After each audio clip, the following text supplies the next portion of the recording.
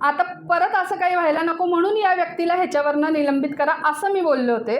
आणि आज त्याचं एक हे मिळालं आहे की तिचं प्रवक्तेपद काढून घेतलं आणि मी स्वागत करते या निर्णयाचं.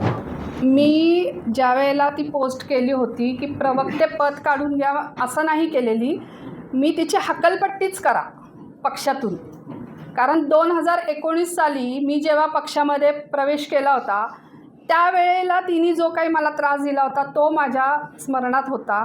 आणि आत्ता मी तिला म्हणजे जे काय तिचं चाललं होतं आत्ता मीडियावरती जो काय गोंधळ हे ते, तर ते बघून मला असं कुठंतरी वाटलं की अरे हिच्यामुळे एक म्हणजे चांगल्या महिलांना पुढे यायला वाव नाही मिळत. म्हणजे माझं जाऊ दे, मी तर मी त्यावेळेला एक पाऊल मागे आले होते, पण आता परत असं काही व्हायला नको म्हणून या व्यक्तीला ह्याच्यावरनं निलंबित करा असं मी बोलले होते.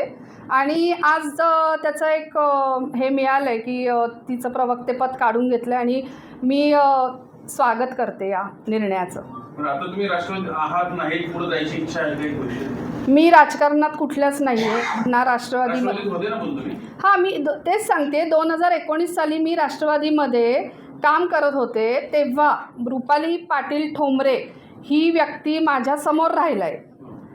तिला प्रतिस्पर्धीच तयार होते असं तिचं म्हणणं होतं आणि त्या अनुषंगाने ती मला त्यावेळेला खूप टॉर्चर करत होती, त्रास देत होती. आणि ती मला प्रत्येक वेळेला कुठे म्हणजे हिचा राजीनामा काढून घ्या नाहीतर मग मी हे करील आणि ते करील, त्यावेळेला मला भयानक त्रास दिला होता. आणि त्यामुळे मी म्हणजे माघार घेतली. त्यामुळे कुठल्याही पक्षाचं काम मी सध्या तरी करत नाही आहे. नाही, मला संधी जरी मिळाली तरी राजकारणामध्ये मला येण्याचं काही हे नाही आहे. म्हणजे माझं असं फ्युचर नाही आहे काही की राजकारणामध्ये यायचं. घरच्याच्या संमतीने मी विचार करेल, पण आत्ता तरी नाही केलेला.